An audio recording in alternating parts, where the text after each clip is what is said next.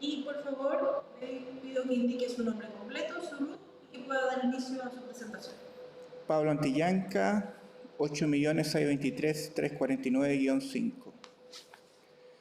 Bueno, la audiencia nosotros la pedimos para hablar sobre libertad religiosa, de conciencia, creencia y Estado laico. Yo pertenezco a un colectivo que se llama Pro Evangélico, colectivo que fue creado debido al proceso constitucional, pensando en la primera etapa, en el primer proceso constitucional sobre todo.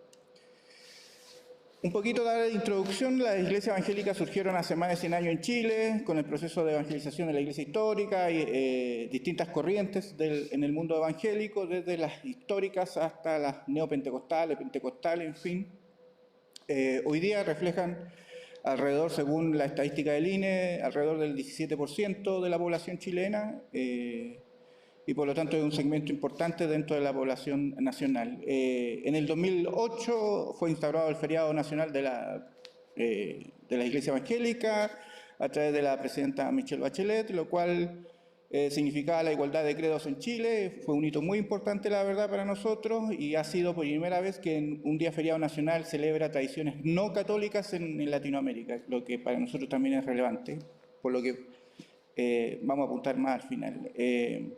Es por ello que consideramos en gran importancia este hecho histórico en la región, ya que demuestra que en democracia se respetan las diferentes espiritualidades existentes en nuestro país y que deseamos que sigan promoviendo y respetando dentro de la nación.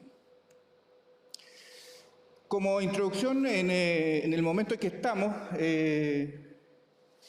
nosotros nos constituimos efectivamente para el primer plebiscito de apruebo y rechazo de una nueva constitución. Nosotros promovimos dentro de nuestra iglesia y nuestra fe la opción de aprobar una nueva constitución, el proceso constitucional, y en ese primer plebiscito, en donde se elegía además el sistema, si iba a ser mixto o no, la comisión mixta o no,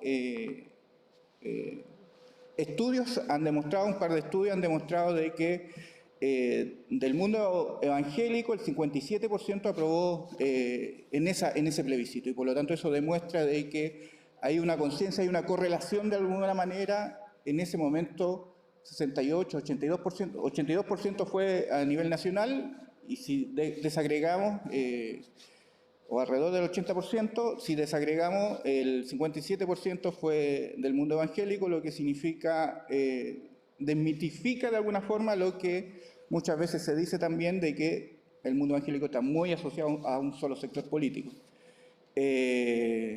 La Iglesia Evangélica en Chile ha sido considerada un actor social relevante, independiente del sector político. Además, es reconocido su labor en las cárceles, por ejemplo, y en los sectores menos acomodados de nuestra sociedad, ¿ya?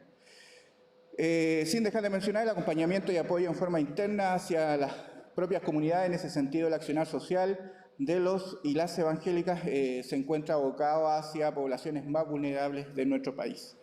Eso es reconocido. Como contexto, en 1925 la constitución política de esa fecha separó, hizo un Estado laico, ya separó la Iglesia del Estado, lo que para nosotros fue un hito muy importante históricamente en Chile,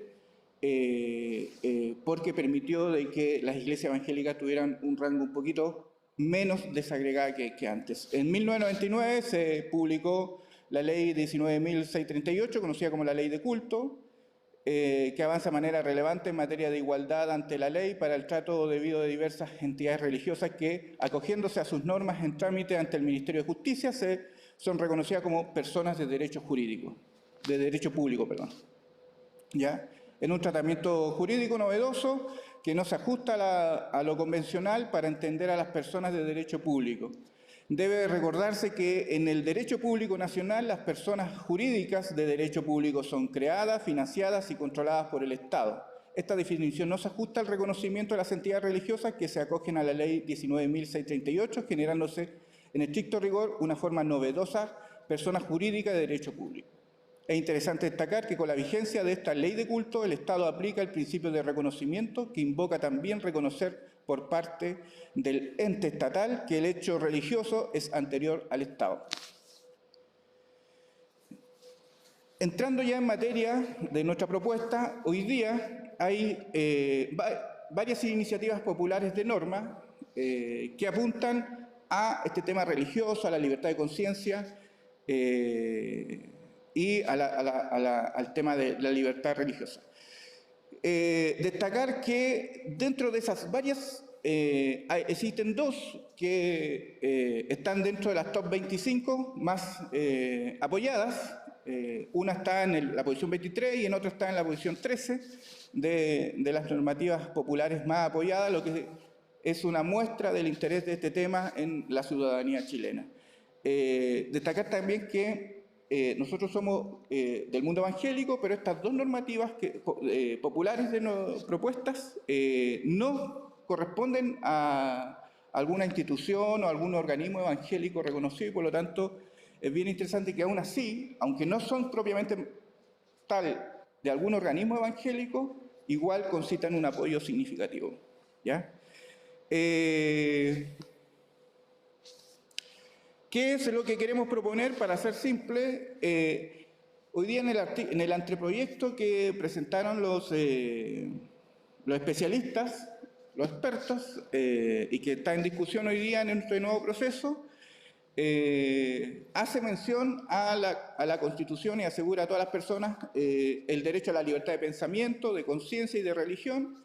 Este derecho incluye la libertad de toda persona para adoptar a la religión o las creencias de su elección. ¿Qué creemos nosotros? Ahí se debiese incorporar el derecho a la objeción de conciencia, ¿ya? El tema de la libertad de conciencia no tiene, no tendría un respaldo total si no existe la opción de objeción de conciencia desde nuestro punto de vista. O sea, una expresión natural del principio del derecho a la libertad de conciencia es la objeción de conciencia y por lo tanto nosotros creemos que se debiese incorporar.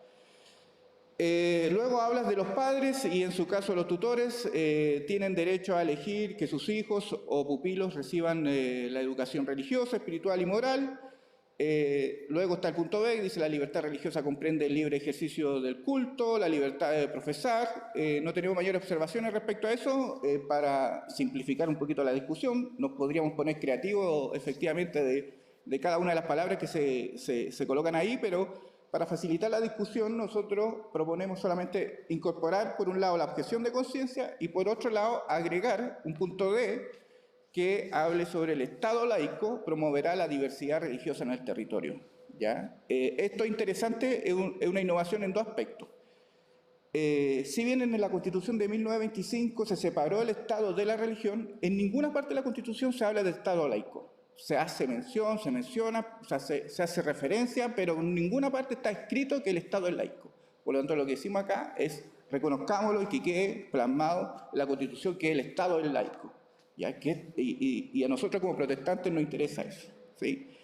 Y junto con eso, indicar de alguna manera que el Estado promoverá esta diversidad para tener los espacios, de alguna manera asegurar la equidad en los espacios que se requieran, por ejemplo, en las capellanías, en los distintos organismos que sabemos que hay ciertas otras miradas y una tradición mucho más apuntando a un tipo de credo que no solamente el cristiano evangélico. Entonces,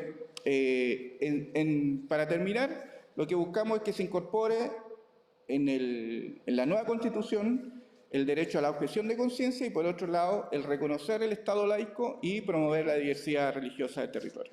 Eso. Agradezco su presencia y su participación en este acto significativo para el desarrollo de nuestra nueva Constitución.